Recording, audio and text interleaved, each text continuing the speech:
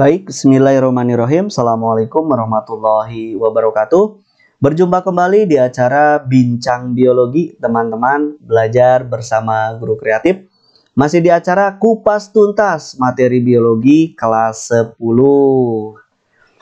Baik, selanjutnya teman-teman masih di video yang kedua ini ya, mengenai pembahasan tentang kingdom fungi. Teman-teman, sempat kemarin kita tuntaskan baru di konsep, di ciri-ciri mengenai fungi ya.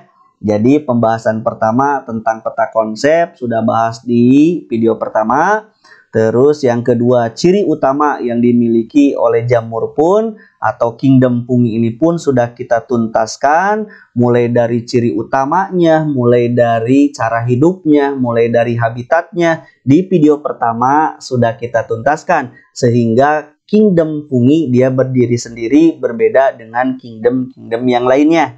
Nah, di video yang kedua ini saya akan membahas tuntas mengenai pokok bahasan selanjutnya, yaitu klasifikasi jamur gitu ya. Jangan lupa like, comment, and subscribe. Nah, klasifikasi yang pertama, teman-teman, jamur itu atau fungi itu seperti yang kita ketahui bahwa dia dibagi divisi gitu ya, menjadi 4 divisi. Apa saja divisinya? Yang pertama adalah zigomikota. Nah, ini yang akan kita bahas dulu ya. Oke. Nah, teman-teman, ketika kita berbicara klasifikasi jamur pada divisi pertama, yaitu mengenai zigomikota, maka zigomikota ini dia memiliki ciri yang sangat berbeda dibandingkan dengan divisi-divisi pada jamur yang lainnya. Sehingga dia punya kelompok tersendiri gitu ya pada kingdomnya fungi. Nah, sekarang kita tuntaskan apa ciri utama yang dimiliki oleh zigomikotina sehingga dia dipisahkan dari anggota divisi jamur yang lainnya seperti ini, teman-teman. Yang pertama, umumnya seluruh anggota dari zigomikotina ini, teman-teman, dia memiliki 2 cara hidup, yaitu bisa dalam keadaan saprofit, teman-teman, berarti sebagai pengurai, atau ada juga yang hidupnya sebagai parasit, gitu ya. Nah, seperti itu. Nah, ketika kita lihat dari hifanya, seperti yang kalian ketahui bahwa hifa itu adalah bagian terkecil dari penyusun tubuhnya fungi atau jamur gitu ya. Nah, hifanya pada zigomikota ini, teman-teman, dia bercabang banyak gitu ya. Nah, setelah bercabang banyak, yang khasnya pada zigomikota ini bahwa hifanya itu dia tidak bersekat atau disebut sebagai hifa senositik atau hifa yang tak bersekat gitu ya. Itu dia khas yang hanya dimiliki oleh zigomikota.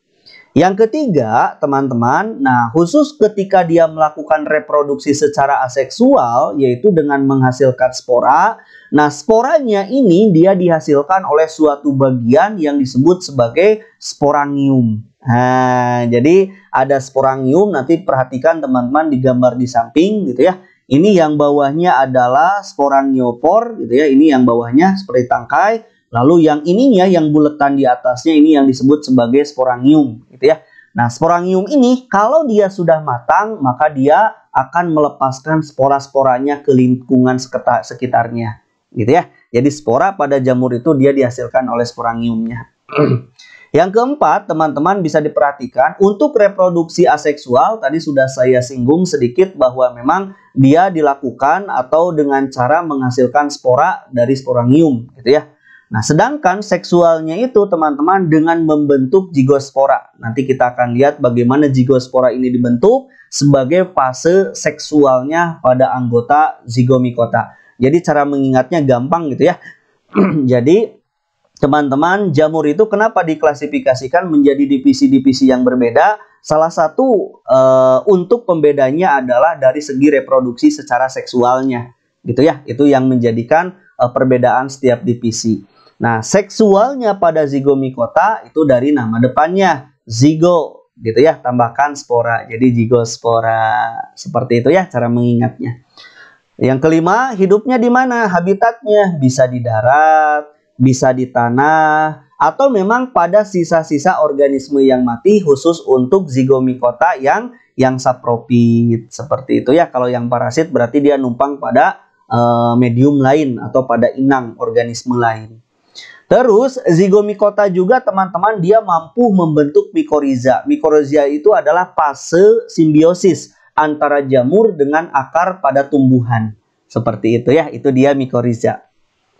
Terus contohnya anggota dari zigomikota yang terkenal itu teman-teman yang berperan sebagai pengurai sisa organisme atau bahan makanan yang lain. Contohnya misalkan ada yang disebut sebagai Rhizopus stolonifer gitu ya. Misalkan dia tumbuh pada roti yang basi. Misalkan yang ini gitu ya.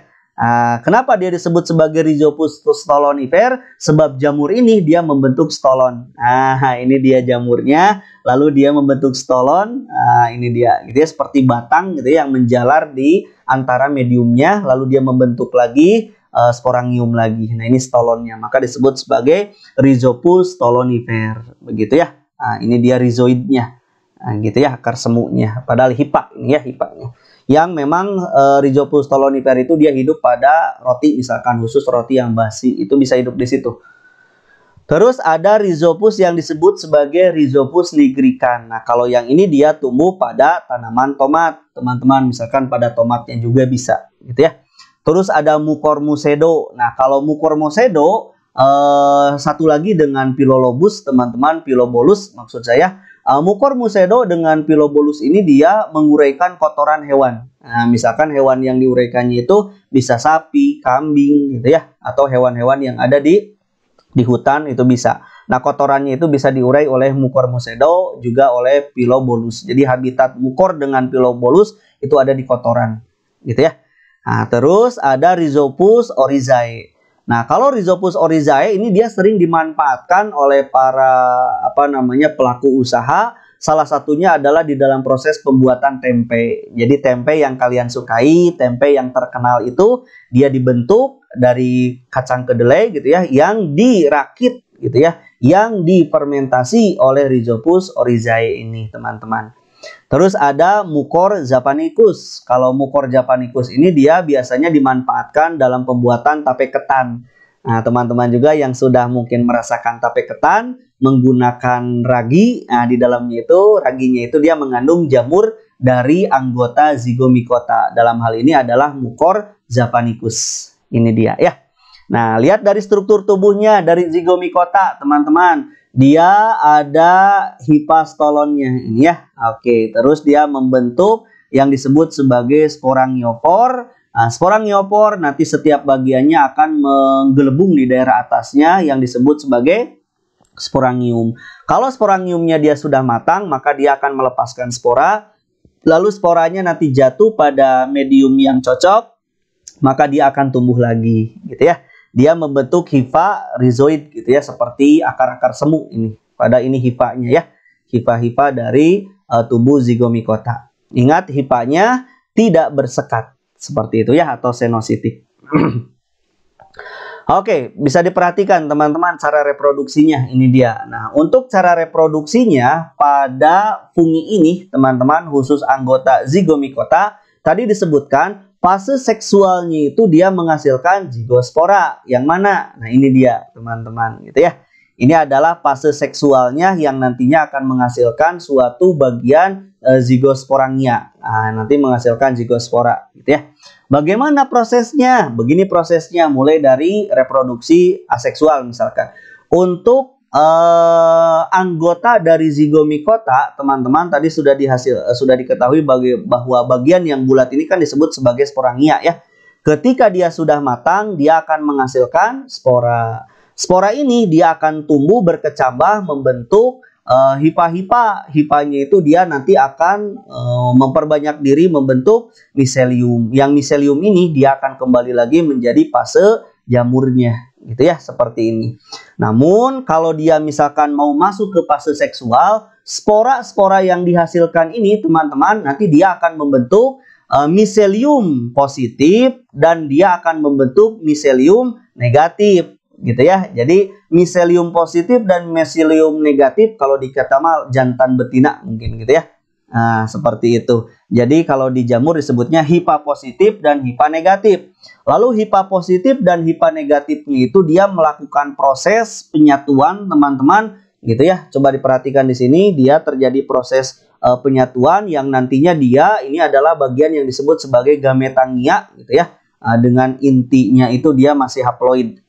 Ini dia. Lalu selanjutnya melakukan proses plasmogami. Nah, hasil dari plasmogami ini dia membentuk zigosporangium, teman-teman, gitu ya, di mana zigosporangium muda ini dia heterokariotik, gitu ya. Jadi si inti selnya itu bermacam-macam. Nah, yang selanjutnya kalau dia matang terjadi penggabungan yang akan membentuk apa namanya zigosporangia. Nah, si zigosporangianya ini, teman-teman, dia akan melakukan proses karyogami. Karyogami itu adalah proses penyatuan nuklei. Gitu ya, yang NN tadi dia membentuk nuklei yang diploid, jadi diploid kan ya, terjadi penyatuan inti sel. Nah, setelah itu dia membelah secara meiosis, nanti dia akan tumbuh lagi menjadi sporangia baru, menjadi hipa baru yang menghasilkan sporangium lagi, seperti itu ya. Ingat bahwa seksualnya pada zigomikotina menghasilkan atau zigomikota menghasilkan zigospora, gitu ya. Ini dia. Yang intinya itu dia heterokariotik, gitu ya. Seperti itu, teman-teman. Ini adalah gambar dari Rhizopus. Hipanya tidak bersekat, gitu ya. Oke, ini adalah gambar dari mukor. Nah, teman-teman, mukor musedo, ya. Seperti ini gambarnya. Ini adalah untuk apa namanya divisi pertama, yaitu tentang zigomikota. Nanti divisi yang keduanya saya akan bahas, saya akan tuntaskan di video yang selanjutnya, yaitu video yang ketiga ya. Oke, ini satu dulu, yaitu kingdom fungi pada divisi zigomikota. Sudah saya tuntaskan. Itu saja, mudah-mudahan bermanfaat teman-teman. Saya ucapkan terima kasih. Assalamualaikum warahmatullahi wabarakatuh.